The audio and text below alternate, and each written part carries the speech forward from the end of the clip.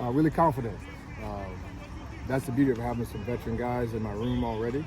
And I just try to give them a little bit more of that, right? Keep pushing them, challenging them in ways, focus on the detail stuff. A lot of the off-the-field stuff they already have down pretty well. I mean, they know their routine, they know how to prepare, all that stuff. And I can do some more advanced metrics with them and really get into the details, footwork, body balance, where your eyes at, slow yourself down, that kind of thing. But it's confident, and because those older guys are confident, the young guys have made a jump really quickly because they know how to prepare, and they're forcing those guys to prepare with them. So I'll tell you, very confident room right now. Coach Walters said that this room built depth without having to do a whole lot just by putting Tracy with your group. So how much does that bolster just what you can do with, especially those first three guys? First of all, it's awesome because I have three very different players, right? I've known Tyrone since he was in high school. I coached both his brothers at my previous location. And I always thought that his biggest attribute is he's built and he runs like a running back. And he's embraced it. So you bring that receiver skill set that he has and you put it in the running back room. His football IQ is through the roof. His work ethic is through the roof. So you bring that in, it brings a degree of diversity. He can do everything on the football field that you would want, right? In the backfield, split him out, all those kind of different things, right? But it also relieves some pressure. There's an expectation on Maccabee that he didn't have last year, right? And now there's some pressure removed from him because, I don't got to do it all, right? Dylan Downing has a different degree of confidence, right? Because he's looking around like, man, I can really focus on being what I am, which is a big, powerful running back, right? And they've embraced each other, right? And in our room, it's all about family and brotherhood. So we all kind of know our roles, but we can all overlap with each other and pick up each other where we need be. So it's been awesome, man. I am over the moon in what those guys have brought to the table and how they're meshing together right now. In a perfect world, would you like a sort of three-headed monster out of those three guys that you mentioned? I've been in rooms where I have a guy. I've had a couple, especially once at Illinois State, who just carried the load. And over the course of time, it wears them down, particularly as the season moves on. And now you're talking about playing in the Big Ten. The more guys that you have that are starter caliber, the better, right? Because based off who we play, you never know what you need. The game's change like that, right? You go into a game, you expect a certain defense, a certain look, and all of a sudden, hey, fellas, we got to change it up. So that's what you want. It's hard to do these days with the transfer portal and guys wanting to come and go and all that stuff. But again, it starts with how the foundation of the room has been built, and they love each other, right? We talk about that a lot in our room. Hey, man, if we lead with love, we do things the right way, we stick together, there's brotherhood, we spend time together. Fellas, we're all going to eat, right? And we're going to bring that dog mentality every day. And if your brother has success, that means you're having success. Because winning is what brings the attention, right? Just find ways to win, and everything else will take care of itself. Kind of talk about how these guys are going to be involved in the passing game. Well, we like to throw the ball around here quite a bit at Purdue, right? And that's where just through recruiting and knowing your guys, right? You talk about Tyrone Tracy, he brings an unbelievable element to the game, right? If people want to drop and play coverage against us, right? Now you're talking about having Tyrone one-on-one with the linebacker or drop in one-on-one. Same thing with Dylan, same thing with Devin, right? You've got three really good space players, right? And they got to make a decision.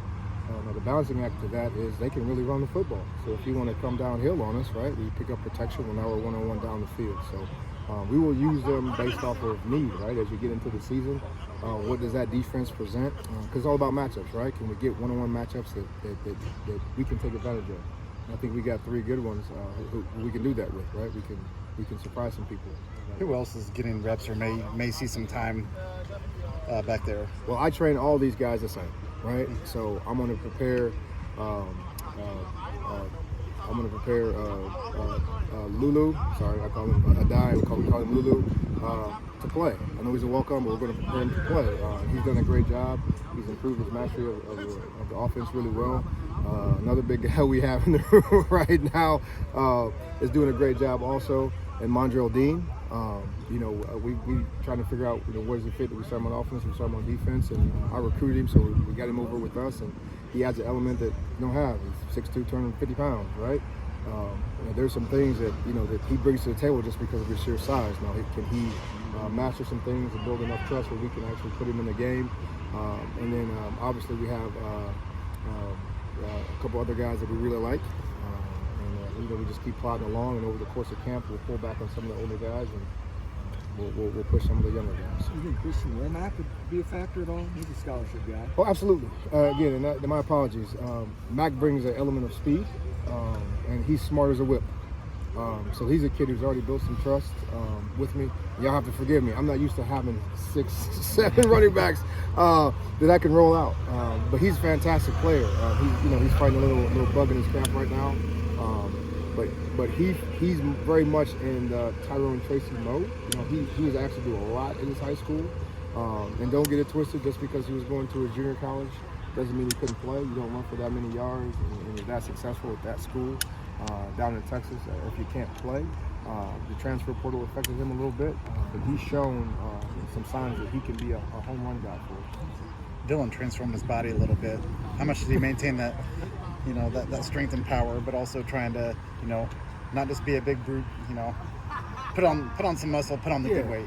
I think the biggest thing with him is the strength and confidence. The strength and power creates confidence, right? Obviously, last year you guys could see him bouncing plays, creasing plays, and there's times where he just couldn't get out the other end, right? Well, now he's just learning how to get his body in the right body position, right? Now you add that extra 5 to 10 pounds of muscle that he's put on, and just overall strength, and learning how to, in my world, how to run the ball, right? Be patient and hit that thing downhill more than just bouncing. Understanding the running back position in a little bit more detail. It's fun to see, fellas. I've already seen the things that I need to see personally, but he's made some big improvements, and that strength has definitely been a huge factor in that. When we talked to you back in, I think it was February, you said something to the effect of you want to get these guys back to the basics to start. How quickly did they pick those up to where you could move on? And immediately, because they're eager to learn. That's the beauty about being at Purdue University. These guys want to learn. You don't come to Purdue if you don't have some kind of academic acumen, or you want to do the hard stuff, right? Because we work here. Blue collar, you got to get down and dirty, get your hands in the mud, and these guys embrace it right away. Particularly when I was able to show them how it's going to benefit them, right? A to B to C to D, right? There's different ways to get to the equation, but if you keep skipping steps, at some point it's going to clip you, right? And these guys have embraced that, right? Slow the game down so you can speed it up. Slow the game down so you can speed it up, right? Play slow to fast, and they've embraced it, and it's awesome to see, because when it all clicks, I can just kind of step back and let them play, and that's the goal. When it's a player-led team, players are confident in what you're teaching, right? As a teacher, you can step back and just enjoy your work, right? Because they start teaching each other, right? And embracing each other, and that's the biggest point of emphasis when I watch the older guys with the younger guys. They are teaching them the things that I've taught them, right? Using the same vernacular terminology, and it's awesome to see. So as the only Purdue alum on the staff, right, you feel like an obligation to let everybody know what it means? Absolutely. There's, I exude pride in Purdue. As TJ Sheffield tells me every day, Mr. Purdue, huh? You love this place, huh? And I'm like, yeah, and you're gonna be the next one, because you love it just as much as I do. And again, it's just making sure these guys know how important this place can mean to you if you put in the work. One of our mantras right now is we work, right? I saw Roosevelt Colvin out here yesterday, and again, I get emotional because that was my leader, and I know how hard he worked to grind and change his body and grow into just a master of his craft and have long-term success. And educating these guys on what it was like then and what it is now, and how if you put in the work and you push all the naysayers to the side, that you can have success. So for me, it's pride out here every day. I wear the P loud and proud, and I make sure these guys know the importance of it, the value in it long term. You showed them any highlights of you back in the day? Highlights, I have not shown them highlights yet, but I have a bunch of pictures of me from back when I played. And it's kind of funny you said that. We played at SC in '98, and that's one of the pictures I showed them, right? It was hot as could be. We got long socks on. Coach Chiller didn't cut us any slack. Like, he didn't let us take our socks off. Like, dude, chill out. But I've told them some stories, right? And we'll get to the film. We'll get to the film. It's on VHS, right? Yeah, absolutely. Might be on Betamax, But we do talk about it. But the good thing with these guys is they see me come out here and work out every day. Like, I'm in the fire with them, and they're like, like, Coach, where did you build it? I'm like, it started with, Coach Tiller, Coach Lathrop way back in the day. I'm like, and I have a routine that's allowed me to stay this way. But my routine comes from just buying into Boilermaker football, which is you got to work hard, and that work ethic will stick with you.